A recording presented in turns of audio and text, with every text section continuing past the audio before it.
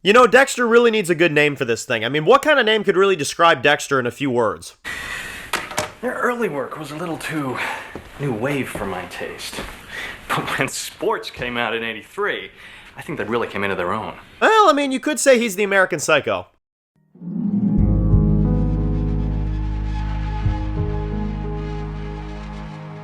Alright guys, this one's going to be doing a review today. This one's going to be doing a review for Dexter Original Sin. This one's going to be doing my next review for Season 1. This is for Episode 3, titled Miami Vice. So, the second episode this week that we got, this is the only other week that I think we're getting double episodes, but they decided to do a double because we're taking a week off, of course, I think after Episode 4. So, stay tuned for that, just a bit of a heads up for y'all. There is a week that we will not be having Dexter, so that's why we have 2 episodes this week. So, this was even better than episode 2. Like, somehow, like, the episodes are just getting better. They're just getting more intense.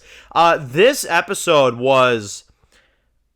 Good lord. I mean, this one threw me through a loop. You know, let's talk about the flashbacks first, and then we'll talk about the current day. The flashbacks in this one with Harry and Laura, I gotta be honest, they threw me off. They really did.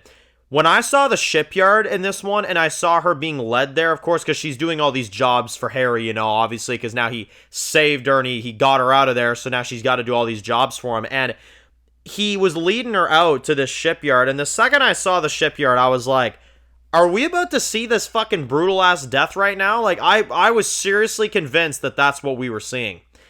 We didn't, but it was a close call. It really was, and... oh my good lord. I mean, I'm sure that's gonna be shown in this show. I'm sure we're gonna see her death, but I didn't expect to see that even at all in the flashbacks at all. They toyed with us a lot in that one, you know?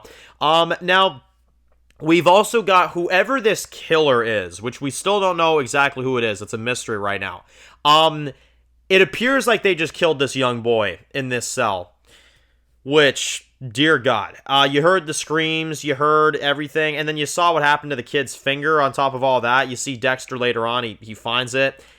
Absolutely screwed up, man. Absolutely crazy. And, well, now you got the main plot going on in the current day. You've got Dexter that, of course, is trying to find this Tony guy.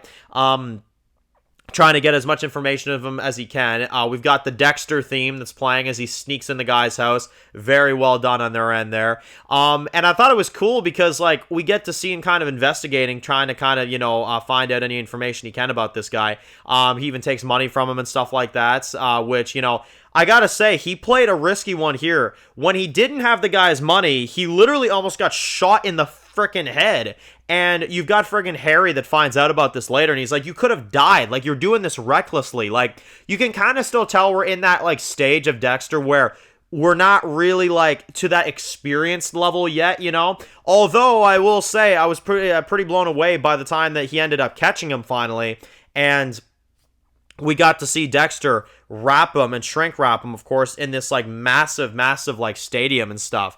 And he's, like, sitting there with the plastic wrapped around him and stuff like that. And he's, you know, he's sitting there just saying, he's like, yeah, no, like, you know, this is my reward, you know. And we still haven't seen the blood samples yet. We haven't seen the you know, blood slides. But we can tell that, you know, he's not exactly getting a reward for this. He's listening to Harry. When he kills Tony, he puts his body away and he does away with him and he doesn't leave anything behind.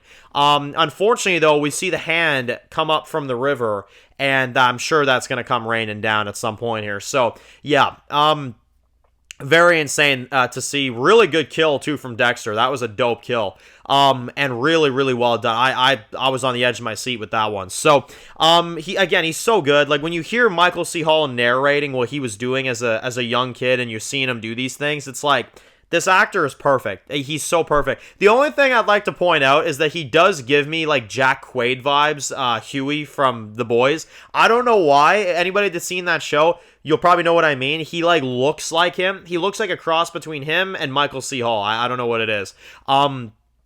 But a fantastic actor. Fantastic. Now, speaking of fantastic actors, we actually have a character from the main show introduced in this one. We actually get to see LaGuerta. She is introduced in this episode. She comes in. We kind of have her first scene in the show. From what I can see from the actress, she's very accurate. Yeah, like, she's insanely accurate to LaGuerta in the main show. I do find it funny that you have Batista that right away greetings to her, like he walked right up to her and he's like, hey, yeah, Batista, takes off the hat, kind of, we know what they end up being, so I mean, that's kind of cool. Yeah, I thought that was really cool. LaGuerta coming into the story, we saw a little bit of her this episode, so I thought that was really good. And well, on top of everything else, we've got Harry that, like I said, when he finds out that Dexter's keeping his trophies, he is not happy. He's not happy at all. Now, we've also got a plot with Deb in this one. Now, Deb's, like, friend or whatever is... Because Deb goes into Dexter's room, steals Dexter's earrings that Dexter got off of the nurse, of course, in the first episode.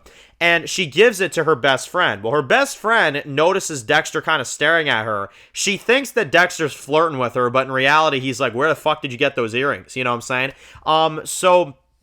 Now Dexter's trying to get them back, but he's got to do something for her. And Dexter gives Deb a whole bunch of coke. Deb was insane back here, I tell you. Dexter just kind of tolerated it. They kept it a secret from Harry that they were doing coke, and that's basically the end of that. Dexter, man, I gotta say, he does anything for his sister, but Deb, I can't believe how much of just rambunctious teenager she was. Deb was absolutely insane, and it's insane that she ends up being at Miami, Metro, because holy shit, like, she's crazy. But again, one-liners, this episode, crazy one-liners from Deb once again. Yeah, no, it was just fantastic, and that's basically the episode. I mean, I thought this episode was even crazier than episode 2, and 2 was crazier than episode 1. So far, they're getting better. I don't know how, but they are.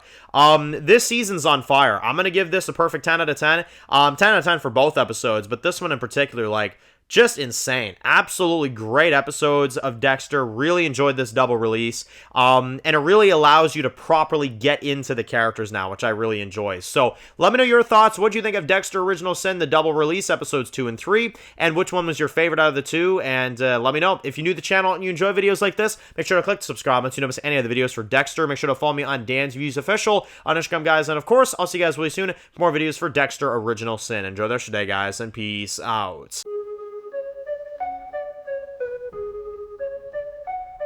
Born in the dark alleys, city of concrete. Dan's reviews blowing up, never taste defeat. Walking Dead dissected every plot twist beat. World gone mad, TV junkies hit a treat.